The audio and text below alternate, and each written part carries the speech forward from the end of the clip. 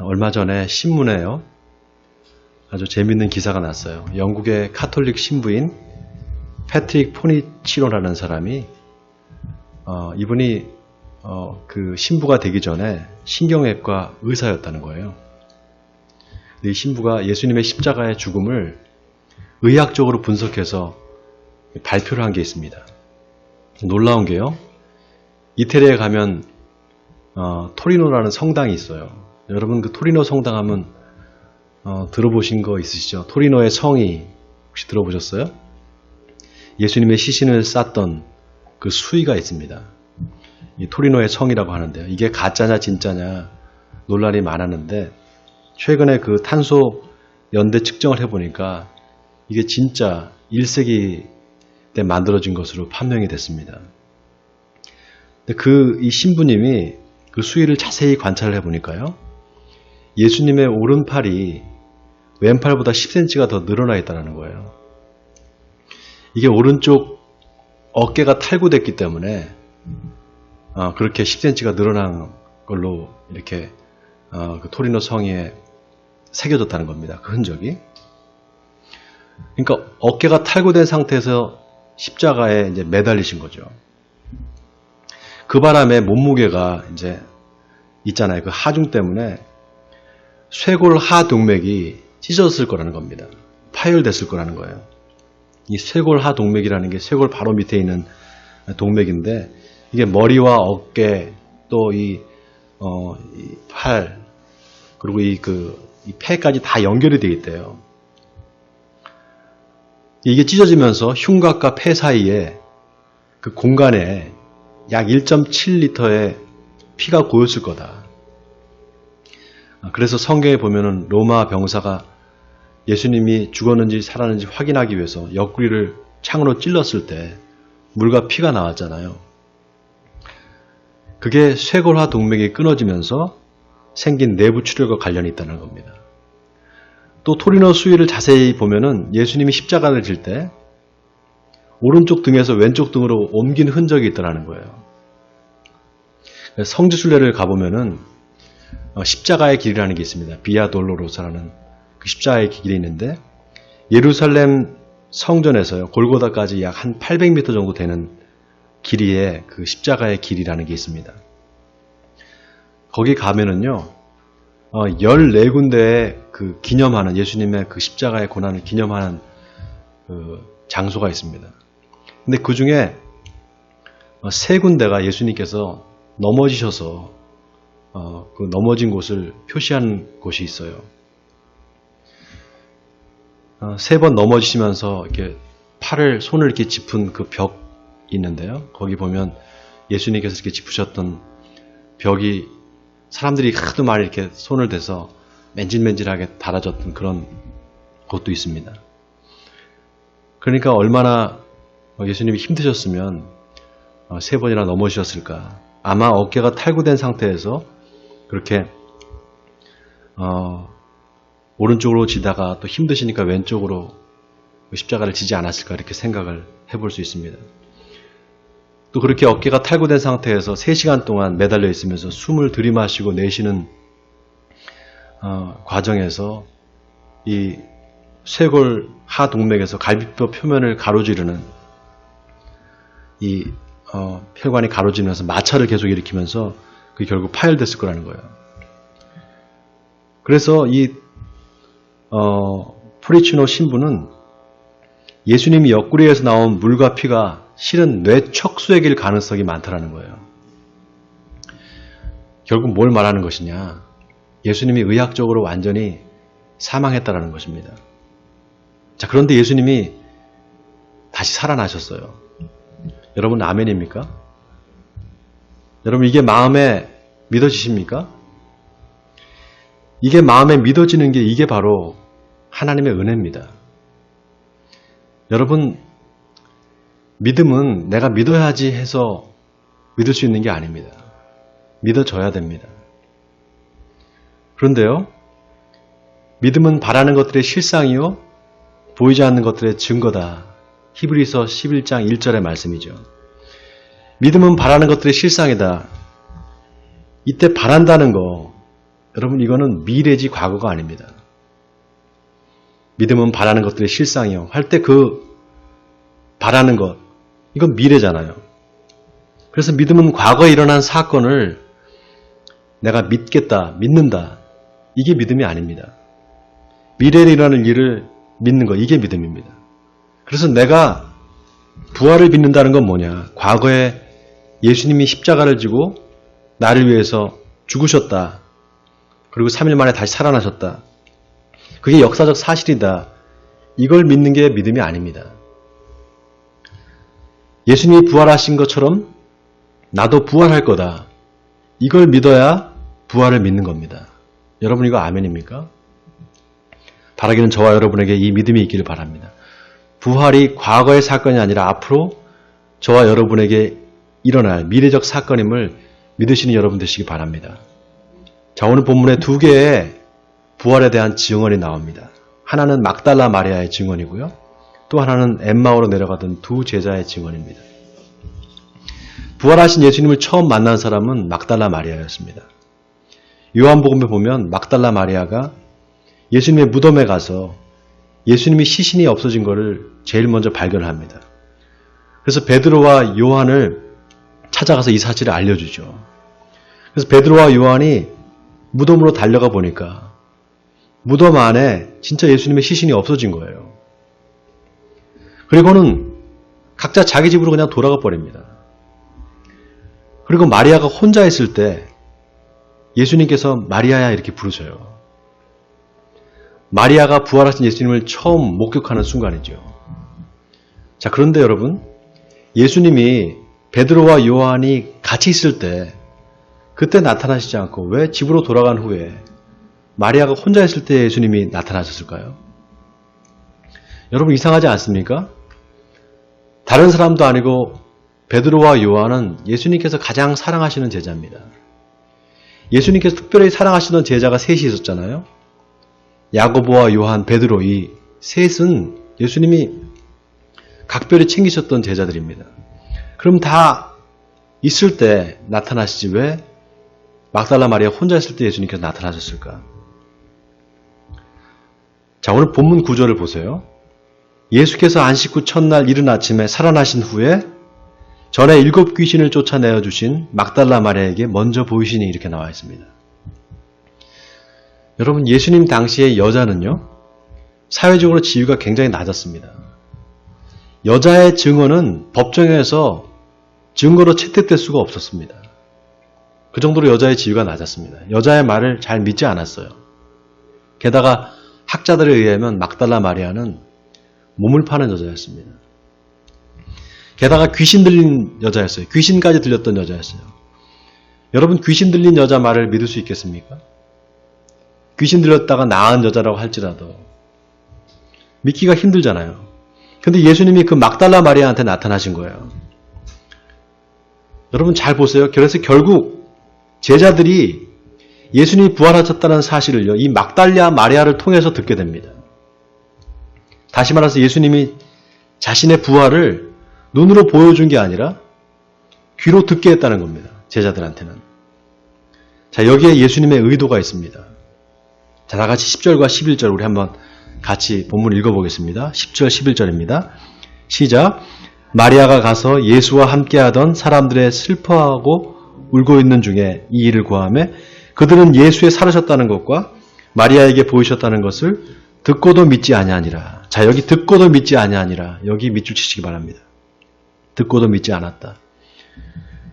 여러분 우리 인간한테 이 오감이라는 게 있습니다. 시각, 청각, 미각, 후각. 또 뭐가 있죠? 시각, 청각, 미각, 후각 또 뭐가 있어요? 촉각이 있잖아요. 이 오감 중에 가장 확실한 게 뭘까요? 가장 확실한 게 뭘까요? 시각이죠, 시각. 아무리 귀로 듣고 손으로 만져보고 해도 보는 거, 이것만큼 정확한 게 없습니다. 보는 게 가장 확실해요. 창세기에 보면은요, 이삭이 시력이 어두워서 자기 큰아들하고 둘째 아들을 못 알아봅니다. 야곱이 에서로 변장을 해서 이삭한테 가까이 가니까 손으로 만져보면서 목소리는 야곱인데 손은 애스럽구나. 이러면서 야곱한테 축복을 해준단 말이죠. 그만큼 청각이나 미각이나 촉각은 확실하지가 않습니다. 자, 그런데 왜 예수님이 처음부터 그냥 제자들한테 나타나시면 되는데 막달라 마리아한테만 나타나서 자기가 부활했다는 사실을 가서 전하라 이렇게 말했을까요? 이것은 복음이 눈이 아니라 귀로 전해져야 된다는 것입니다. 복음이 눈이 아니라 귀로 전해져야 된다는 거예요. 여러분, 믿음은 들음에서 납니다. 아멘입니까? 믿음은 들음에서 나요. 믿음은 눈으로 봄으로 난다 이렇게 말하지 않습니다. 믿음은 들음에서 난다 이렇게 말합니다. 로마서 10장의 사도 바울이 뭐라고 말하는가 하면요. 그들이 다 복음을 순종하지 아니하였도다. 이사야가 이르되 주여 우리가 전한 것을 누가 믿었나이까 하였으니 그러므로 믿음은 들음에서 나며 그리스도의 말씀으로 말미암았느니라 이렇게 말했습니다.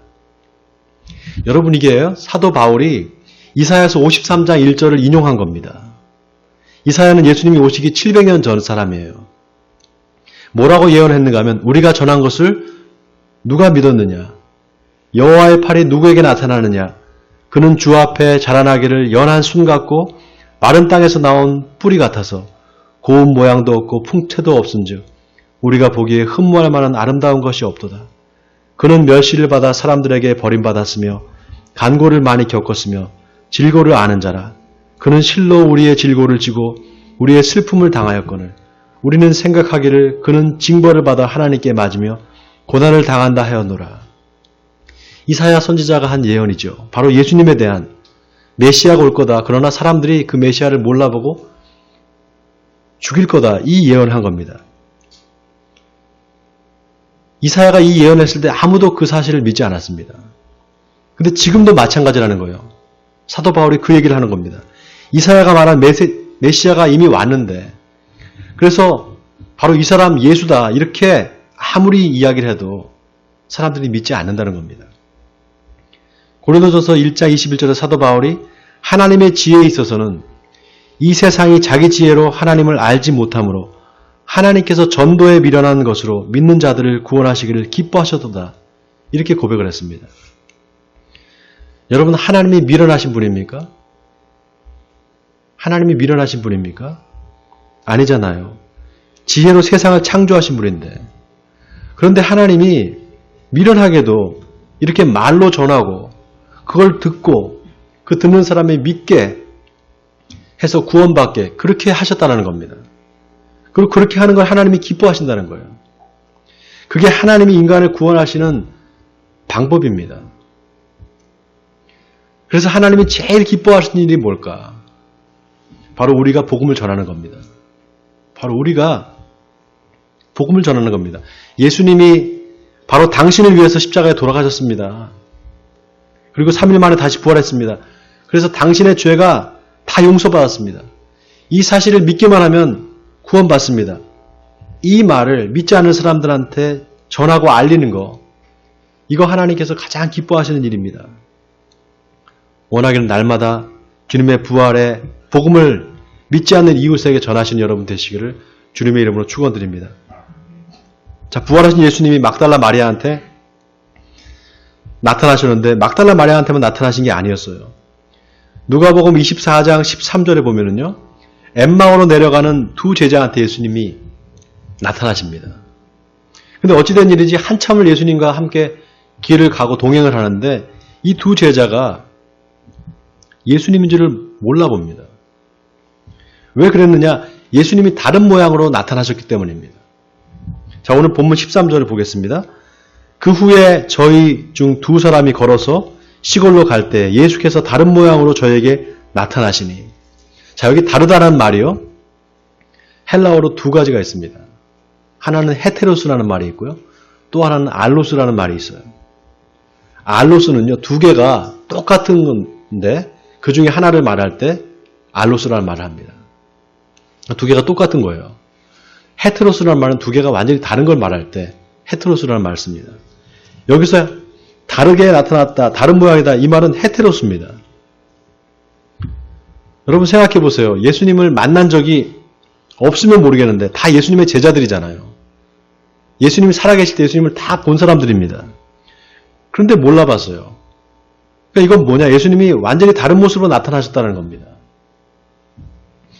놀라운 게 막달라 마리아도 마찬가지예요. 요한복음에 보면 막달라 마리아가 예수님을 처음 그 만나는 장면이 나옵니다. 부활하신 예수님을. 예수님이 근데 바로 앞에 서 계시는데도 예수님을 몰라봐요. 성경에 보면 동산직인 줄 알았다 이렇게 나와 있습니다. 예수님의 모습이 완전히 달랐던 거예요. 나중에 여러분 엠마오로 내려가던 이 두 제자가요. 날이 저물어서 어디 여관에 들어갑니다. 예수님과 함께 들어가요. 거기서 식사를 하시는데 예수님이 떡을 떼어주시니까 그때 비로소 예수님인 줄 알게 됩니다. 더 놀라운 거는 그리고 갑자기 예수님이 거기서 홀연히 사라져버려요. 깜짝 놀라서 가던 길을 멈추고 다시 이 두 제자가 예루살렘으로 다시 갑니다. 그래서 제자들한테 예수님이 살아나셨다고 이야기를 해줍니다. 근데 제자들이 그 말을 듣고도 믿지 않습니다. 자, 오늘 본문 13절에 두 사람이 가서 남은 제자들에게 고하였으되 역시 믿지 아니하니라 이렇게 나와 있어요. 여러분 보세요. 엠마오로 내려가는 두 제자는 예수님을 눈으로 직접 봤어요. 그것도 멀리서 본 게 아니라요. 가까이 바로 옆에 걸어가면서 봤단 말이죠. 눈으로 봤는데 봤으면 그게 제일 확실한 거 아닙니까? 근데 그걸로 예수님을 몰라봤습니다. 여기서 한 가지 중요한 사실을 우리가 깨닫게 돼요. 그게 뭔가 하면은 예수님이 다른 모습으로 나타나실 수도 있고 그걸 우리가 몰라볼 수 있다는 겁니다. 아니 당신은 예루살렘에 있으면서 그것도 모르느냐. 예수라는 선지자가 있는데 그 사람이 우리는 메시아인 줄 알았다. 그런데 대제사장과 서기관들이 이 예수를 재판에 넘겨줘서 결국 로마인들이 십자가에 매달아 죽였다. 근데 소문을 들어보니까 어떤 여자들이 무덤에 갔는데 예수님의 시신이 없어졌다고 하더라. 심지어는 예수님이 부활했다는 얘기도 나온다. 도대체 이게 어떤 일인지 모르겠다. 예수님이 바로 옆에 있는데 그걸 모르고 예수님한테 그 얘기를 알려주는 거예요. 근데 예수님이 뭐라고 하시는가? 미련하고 선지자들이 말한 모든 것을 마음에 더디 믿는 자들이요. 그리스도가 이런 고난을 받고 자기 영광에 들어가야 할 것이 아니냐. 그리고 성경에 대한 이야기, 성경에 자기에 대한 이야기를 자세히 풀어서 설명해 주십니다. 그리고 같이 음식을 먹으면서 떡을 떼서 나눠주니까 그때 눈이 밝아져서 예수님인 줄 알게 되는 거예요. 여러분 이건 뭘 말하는 겁니까? 눈으로 본다고 해서 믿을 수 있는 게 아니라는 겁니다. 귀로 들어야 된다는 거예요. 귀로. 뭘 들어야 되느냐? 복음을 들어야 돼요. 복음에는 하나님의 의가 나타나서 믿음으로 믿음에 이르게 하나니 기록된 바 의인은 믿음으로 말미암아 살리라 함과 같으니라. 복음을 들을 때 우리 마음에 믿음이 생기게 되는 겁니다. 예수님이 공생의 사역을 시작하시기 전에요. 세례 요한이 예수님이 자기한테 오는 것을 보면서 보라 세상 죄를 지고 가는 하나님이 어린 영이로다 이렇게 말했습니다. 이 말은 예수님이 세상 사람들의 모든 죄를 다 사해 주실 분이라는 거예요. 그런데 여러분 예수님이 잡히시던 날 밤에 떡을 떼서 제자들한테 주시면서 이는 너희를 위하여 주는 내 몸이니라 이렇게 말씀하셨습니다. 잔을 나눠주시면서 이것은 많은 사람을 위하여 흘리는 내 피 곧 언약의 피니라 이렇게 말했어요.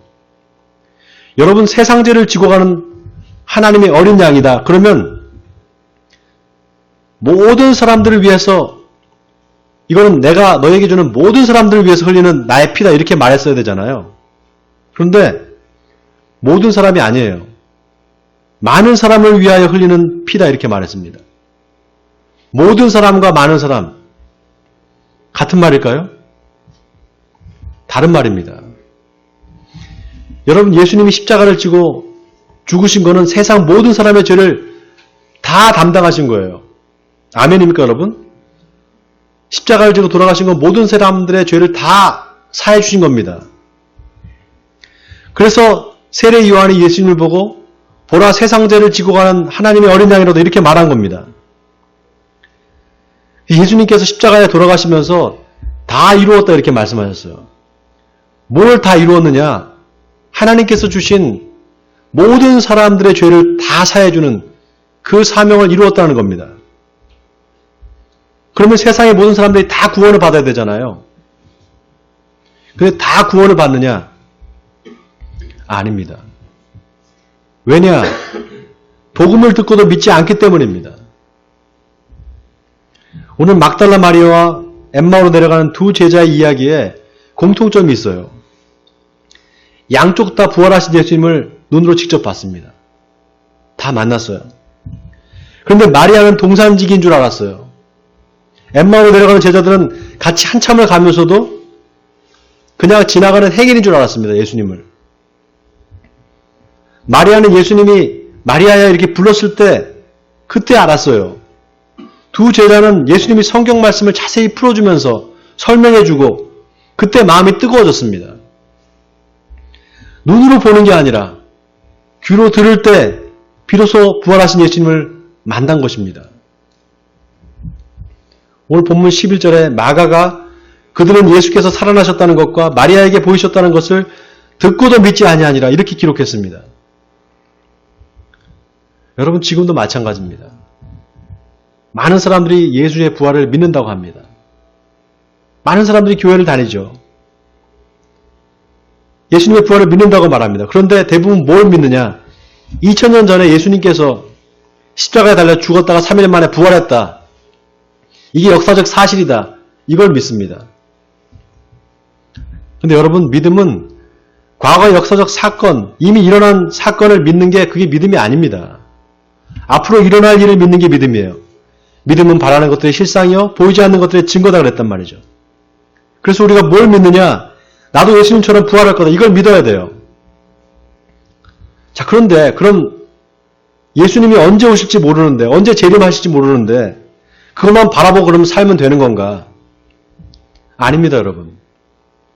그게 기독교 신앙이 아니에요. 부활은 과거에 지나간 역사적 사건도 아니고요. 또 앞으로 미래의 세상 끝날에 일어날 종말적인 사건도 아닙니다. 바로 지금 이 순간에도 계속해서 일어나는 현재 진행형입니다. 여러분 예수님은 여러 모양으로 우리에게 나타나십니다. 지금도 나타나세요. 여러분 예수님의 또 하나의 이름이 있습니다. 그게 뭔지 아세요? 예수님의 또 하나의 이름이 있어요. 그게 뭔지 아십니까? 임마누엘입니다. 임마누엘. 하나님이 우리와 함께 하신다. 바로 예수님의 이름이에요. 예수님이 저 하늘나라에 계시는 게 아닙니다. 부활하신 예수님은 지금도 살아계세요. 바로 우리 곁에 있습니다. 그 증거가 뭔가? 우리가 전하는 복음을 듣고 예수님을 믿지 않던 사람들이 예수님을 만나게 됩니다. 만약에 저와 여러분이 전한 복음을 듣고 어느 한 사람이 예수를 믿게 된다면, 그래서 그의 인생이 바뀌게 된다면 바로 저와 여러분을 통해서 예수님께서 부활하신 것입니다. 사랑하는 성도 여러분, 원하기는 저와 여러분의 삶을 통해서 부활하신 예수님이 나타나시기를 바랍니다. 그래서 날마다 부활하신 주님과 함께 동행하시는 저와 여러분이 되시기를 주님의 이름으로 간절히 축원드립니다.